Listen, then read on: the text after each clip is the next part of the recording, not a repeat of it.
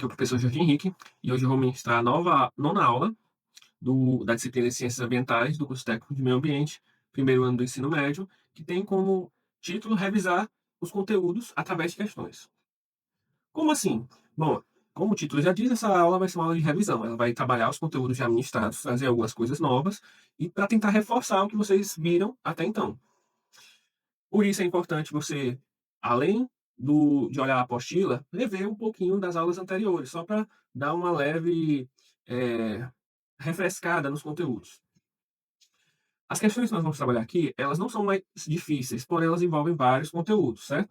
Assim como são as questões do Enem, as questões de concurso, elas não têm muito conteúdo apenas, elas têm vários.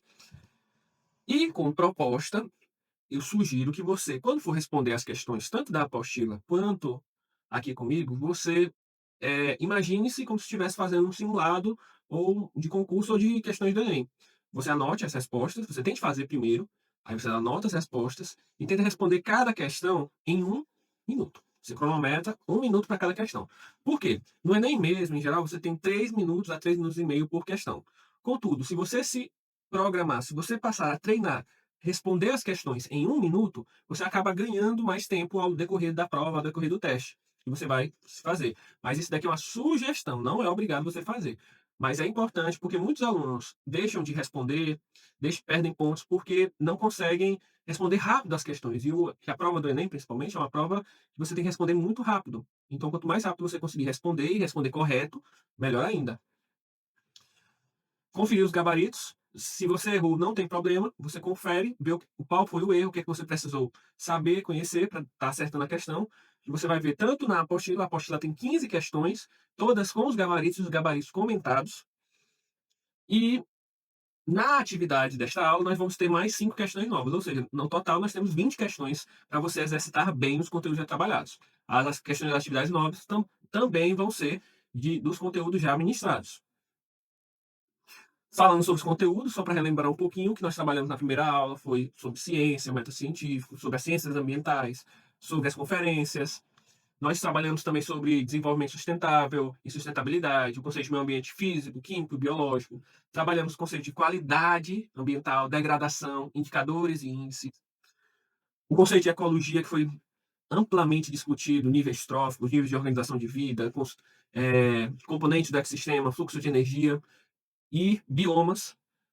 Falando em biomas, nós trabalhamos biomas brasileiros, todos nós discutimos eles, e, além disso, os conceitos de biodiversidade, né, com a extinção de espécies, o estado de conservação de uma espécie, certo? Lembrando que toda aula eu estava dizendo para vocês, além de lerem a apostila, clicarem nos links e irem buscar fontes novas. Então, essa aula tem um intuito né, tanto de reforçar quanto ver até onde vocês pesquisaram, ver até onde vocês se aprofundaram nos conteúdos, porque é importante. Mesmo se essa aula não fosse à distância, fosse presencial, seria necessário que o aluno estudasse, que o aluno fosse atrás de aprofundar os conteúdos. E é isso que nós estamos tentando fazer aqui. Sobre as questões, quem quiser fazer as questões sozinho e sem tentar por si só, marcando os minutos sozinho, só com a apostila, pode ir já direto para a apostila. Entendeu? Pode fazer a apostila, depois vem aqui e eu vou discutindo as questões com ele. Porque eu não vou trabalhar todas as questões da apostila. Só vou trabalhar algumas, então eu vou responder as questões. Por isso, à medida que se você quiser fazer junto comigo, beleza. Se não, vai lá, tenta sozinho e volta. E os alunos que vão ficar assistindo comigo, responder junto comigo as questões, tentem pausar o vídeo, responder, porque no slide seguinte já tem a resposta e o comentário. Só são algumas questões, não são todas. Vamos lá. Primeira questão. Eu não vou ler a primeira questão. Você pausa o vídeo, lê e responde, tá bom? Ok? 2 segundos.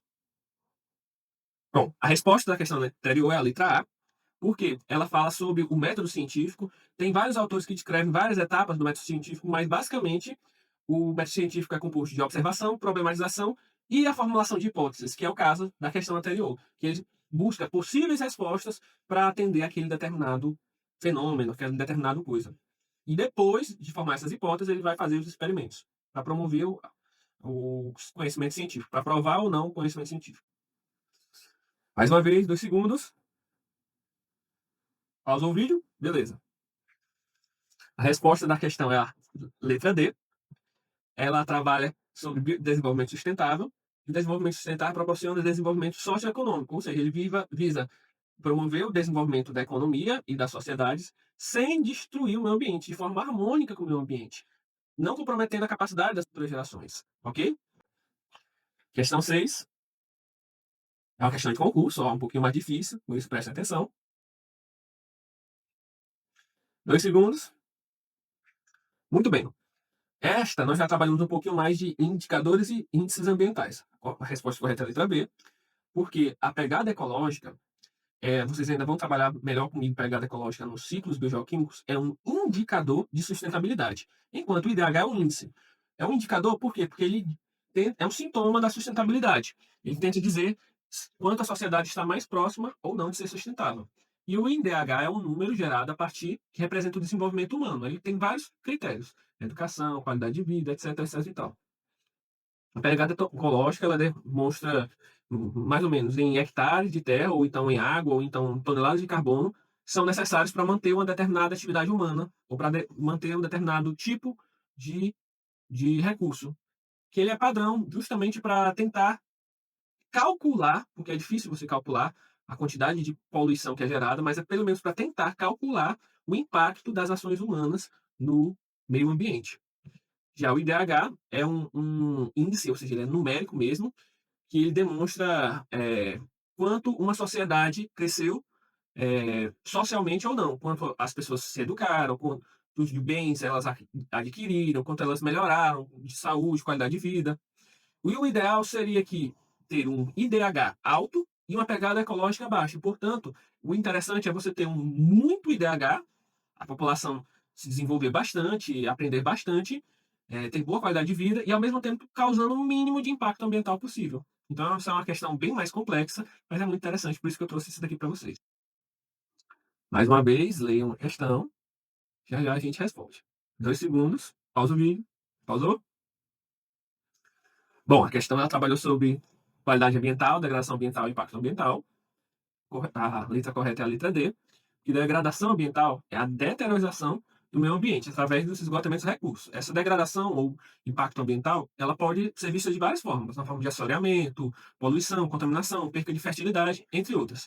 Mas, eis uma curiosidade, segundo o IBGE, no Brasil, 90% das áreas degradadas são degradadas por meio das queimadas, desmatamento e do assoreamento dos rios.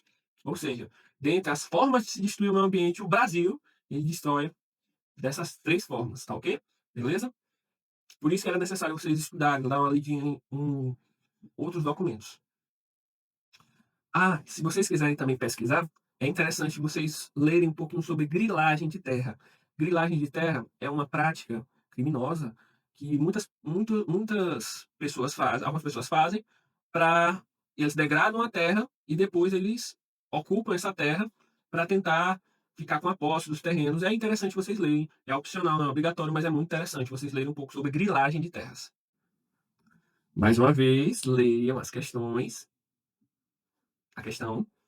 Vou dar 2 segundos, você pausa o vídeo, tenta responder em 1 minuto.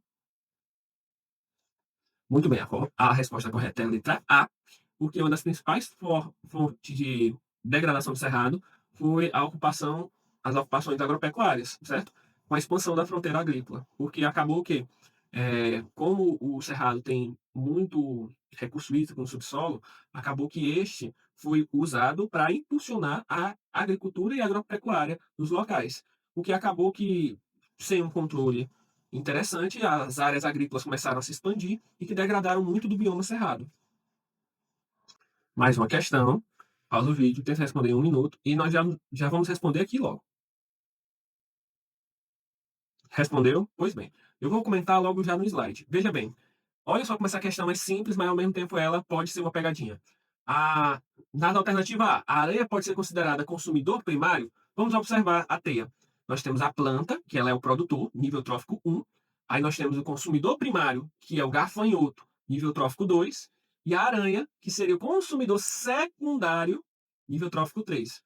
O gavião, do mesmo jeito, vamos analisar. Ó, nível trófico 1, planta, consumidor primário, gafanhoto, secundário, sapo, cobra, terciário. O gavião vai ser quaternário. Se for pela linha lá de cima, roedor, consumidor primário, lagarto secundário, gavião terciário. Então, não é essa. O sapo, ele pode ser considerado consumidor primário? Não, o sapo vai ser consumidor secundário. O roedor, ele pode ser considerado consumidor secundário? Não, o roedor vai ser consumidor primário. E a letra E, que é a correta, a cobra pode ser consumidora terciária e quaternária? Sim, ela pode ser terciária na linha gafanhoto, sapo, cobra, ou quaternário na linha gafanhoto, aranha e pássaro. Bom, gente, esse daqui não podia faltar. Respondo no próximo slide e a gente comenta. Um minuto. Bom, a resposta da letra é biocenose. Por quê? É interessante sempre estarmos relembrando esses conceitos de ecologia e organização de vida. Como vocês já viram com a professora de biologia, os átomos se agrupam em moléculas, células, tecidos, sistema, até organismos. Organismos da mesma espécie. Os organismos, eles se organizam em espécies, ou seja, se esses organismos têm características semelhantes e são capazes de gerar descendentes férteis, eles são da mesma espécie. Quando nós temos vários indivíduos da mesma espécie, nós temos população. Quando nós temos várias populações no mesmo local, nós temos uma comunidade. Quando essa comunidade ela interage entre si e interage com o meio físico, nós temos um ecossistema.